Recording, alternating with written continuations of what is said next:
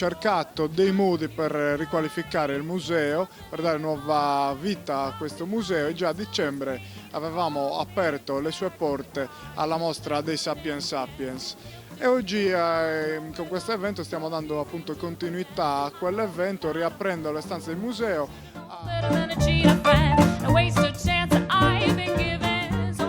On the Table nasce dalla vista dei disegni di Sergio Mei, perché Sergio Mei fa questi disegni come brogliaccio di un suo lavoro, e l'idea di fare un tributo a Sergio nel momento in cui veniva premiato mi è sempre piaciuto. Quindi l'idea di portare altre tavole che raccontano il cibo mi è subito caduta su igiene alimentare di Sergio Fronteddu, che lui con iperrealismo realizza queste sculture che sono fatte di sapone, però sono gli elementi essenziali della cucina sarda. C'è l'agnello, c'è la ricotta, c'è la seada, ci sono le chiacchiere, c'è il pane carasau, e proprio le realizza col sapone proprio per dire: attenti, il cibo deve essere sano, pulito e anche giusto.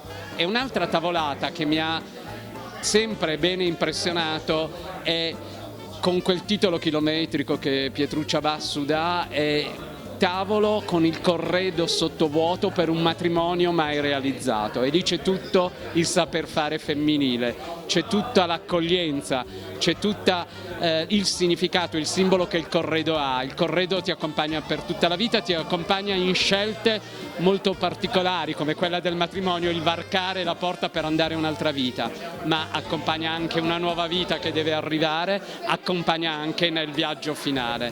Quindi il ciclo si completa come il ciclo del cibo che noi ingurgitiamo, noi introiettiamo per rimanere in vita. Questa è l'idea di On the Table. Questo è proprio lo spirito delle nostre iniziative: aprire il museo a tutti, a chiunque, per farlo rivivere.